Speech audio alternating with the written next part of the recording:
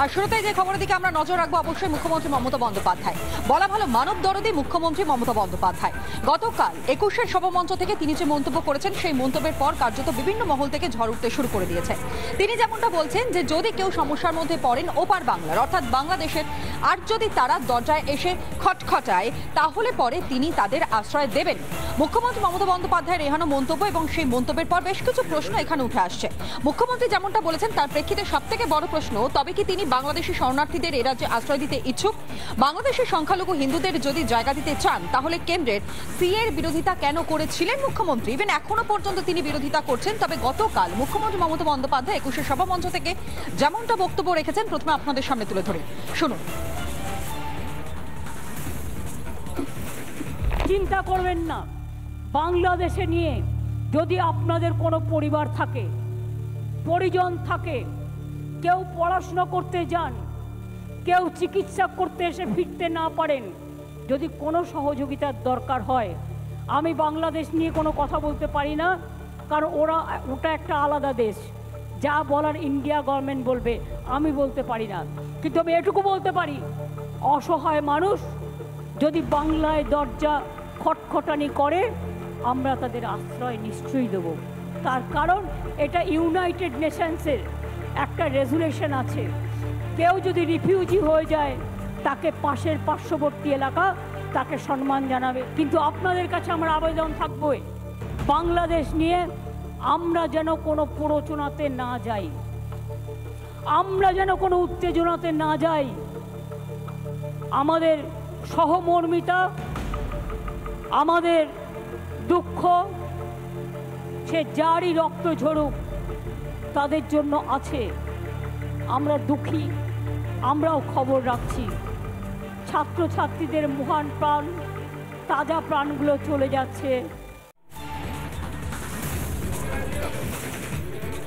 মমতা বন্দ্যোপাধ্যায়ের গতকালের বক্তব্য আপনাদের সামনে তুলে ধরলাম, কিন্তু বিভিন্ন সময় আমরা দেখেছি সেটা রাহুল গান্ধী হোক অথবা অবিজেপি রাজনৈতিক দল, বলা ভালো ইন্ডি জোটের যারা সদস্যরা তারা বিভিন্ন সময় সংবিধান নিয়ে প্রশ্ন করেছেন। এর আগেও আমরা দেখেছি সংসদে তারা যখন প্রবেশ করেছেন তখন সংবিধানের প্রতিলিপি নিয়ে তারা সেখানে প্রবেশ করেছেন, কিন্তু সেই সংবিধান কি আদৌ মানা হচ্ছে? একজন অঙ্গরাজ্যের মুখ্যমন্ত্রী তিনি বলছেন বিদেশে থেকে যদি কোনো শরণার্থী তারা আসতে চান তাহলে তাদেরকে তারা আশ্রয় দেবেন। আর এখানেই প্রশ্ন উঠছে কোন এখতিয়ারে দাঁড়িয়ে তিনি এ মন্তব্য করেছেন। বিজেপি সাংসদ রবি শঙ্কর প্রসাদ কি বলছেন এই প্রসঙ্গে শুনুন। बार बार ममता जी और अखिलेश यादव भी थे और राहुल गांधी ये संविधान की बात करते हैं। संविधान में आपको यह अधिकार है क्या? ये अधिकार भारत सरकार का है, केंद्र सरकार का है। आप भी केंद्रीय मंत्री रही हैं। This power does not belong to the state government at all. किसको नागरिकता देनी, किसको बसाना, किसको नहीं बसाना, बांग्लादेश का इंटरनल मैटर है। सेटल हो जाए, हम सभी इसका आग्रह करेंगे, हमें उसमें नहीं पड़ना है। लेकिन एक मुख्यमंत्री सीधा घोषणा करे, इसका मतलब क्या है? क्या भारत की एकता को तोड़ना चाहती हैं आप? রবি শঙ্কর প্রসাদের বক্তব্য আপনাদের সামনে তুলে ধরলাম, পাশাপাশি মমতা বন্দ্যোপাধ্যায়ের বক্তব্য তুলে ধরলাম, কিন্তু এর থেকে যদি একটু নজর অন্যদিকে রাখা যায়, পেট্রাপোলি সীমান্ত আপনারা জানেন বাংলাদেশ থেকে বহু সংখ্যক বাংলাদেশী তারা ভারতে প্রবেশ করেন এই সীমান্ত দিয়ে, এবং একই সঙ্গে আমাদের এই রাজ্য তথা আমাদের দেশের বহু বাসিন্দা তারা আবার বাংলাদেশে যাতায়াত করেন এই পেট্রাপোলি সীমান্ত দিয়ে। কিন্তু এখনো পর্যন্ত বাংলাদেশ সম্পূর্ণভাবে শান্ত নয়, পরিস্থিতি স্বাভাবিক নয়। এখনো পর্যন্ত কারফিউ জারি রয়েছে, এমনকি ইন্টারনেট পরিষেবা পর্যন্ত বন্ধ রয়েছে, যে কারণের জন্য উৎকণ্ঠার মধ্যে রয়েছেন যারা এপারে রয়েছেন তারা। এবং তাদেরই সঙ্গেই কথা বলেছিলেন আমাদের প্রতিনিধি পিঙ্কি। একেবারে পেট্রাপোলি সীমান্ত থেকে ঠিক কি ছবি, কি তথ্য উঠে আসছে দেখাই। মুখ্যমন্ত্রী মমতা বন্দ্যোপাধ্যায় জানিয়েছেন যে যারা এদেশে বাংলাদেশে যারা আনসেফ ফিল করবেন তারা এদেশে আশ্রয় পেতে পারেন বা এদেশে থাকতে পারেন, আমন্ত্রণ জানিয়েছেন আর কি। এইটাতে কতটা আপনারা সাড়া দিচ্ছেন এবং বাংলাদেশের অবস্থা কতটা খারাপ যার জন্য এই আমন্ত্রণ দিতে হচ্ছে? না, তেমন পরিস্থিতি হবে না তেমন। আর উনি যেটা অফার করছে এটা আমাদের জন্য অবশ্যই মানে খুব খুশির বিষয়, কিন্তু ওরকম পরিস্থিতি হবে না এটা আশা করি, এটা আমাদের বিশ্বাস। ওর তো দূর যাবে না, একটা আমরা দেখেছিলাম একটা 71 সালে বহু মানুষ ভাগ হওয়ার সময় একবারে চলে এসেছিলেন, একটা করুণ ইতিহাস তো আছেই। আপনারা কি সেই আতঙ্কটা কোথাও আবার মাথা না না না না ওই ধরনের কোনো আতঙ্ক আমাদের মধ্যে নাই। আমরা জানি হয়তো 2-4 দিনের জন্য দেশটা অস্থিতিশীল হয়ে আছে, কিন্তু এটা ঠিক হয়ে যাবে, কারণ এটা আহামরি কিছু না যেটার জন্য আমাদের দেশ ত্যাগ করতে হবে। এত বড় কোনো ইস্যু হয়নি। আর এই সমস্ত বিষয়ের পরিপ্রেক্ষিতে দাঁড়িয়ে রাজনৈতিক মহলের কি বক্তব্য এবং একই সঙ্গে আন্তর্জাতিক সম্পর্ক বিশেষজ্ঞ তারাই বা কি ভাবছেন, সেই সকল কিছু আপনাদের সামনে তুলে ধরি এক এক করে।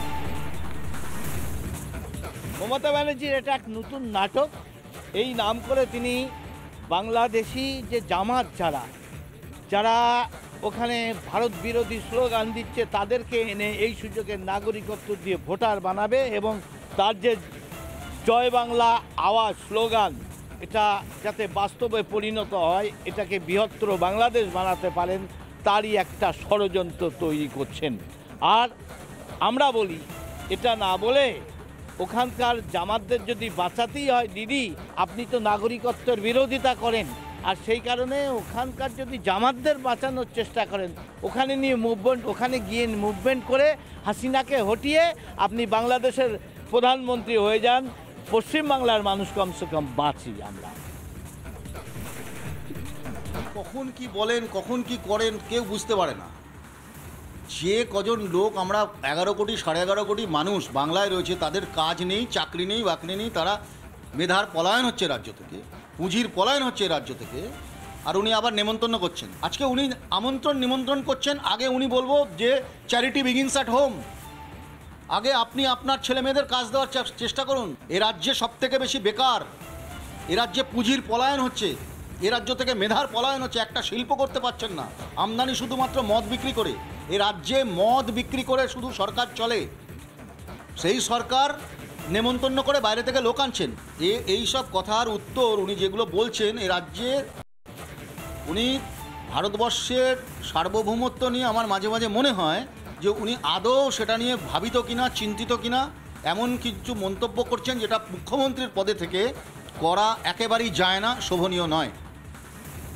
মুখ্যমন্ত্রী যখন যেটা ঘোষণা করবেন সেটাই আমাদের দেশের আইন, কারণ মুখ্যমন্ত্রী আমাদের যেটা বলবেন সেটাই ফাইনাল হবে, এরপর তার কারোর কোনো কথা হবে না। মুখ্যমন্ত্রী যেটা বলেছেন সেটা ধরেই চলতে হবে। অত্যাচার যত বাড়বে বাংলা তত আশ্রয় দেবে। আজকে বাংলাদেশে একটা মারাত্মক হিউম্যান রাইটস ক্রাইসিস হয়েছে, হিউম্যান রাইটস ভায়োলেশন চলছে।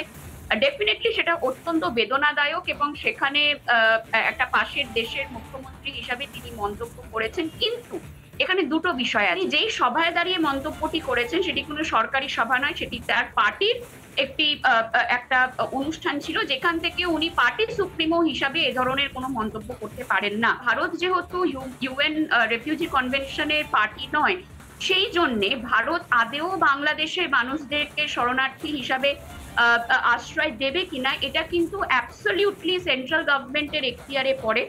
জনদরদি নেত্রী হিসাবে বা একটা হিউম্যানিটেরিয়ান গ্রাউন্ড থেকে যদি উনি বলে থাকেন, ডেফিনেটলি সেটা তিনি সেন্ট্রাল গভর্নমেন্টকে জানান। দুটো গভর্নমেন্ট মিলে সেখানে ডিসিশনের মাধ্যমে এই শরণার্থীদের আশ্রয় দেওয়ার যে এন্টায়ার যে স্কিমটা সেটাকে সেটেল করতে হবে। কিন্তু একেবারেই তিনি কিন্তু কোনো আরবিট্রারিলি এই ধরনের মন্তব্য বা ডিসিশন নিতে পারেন না।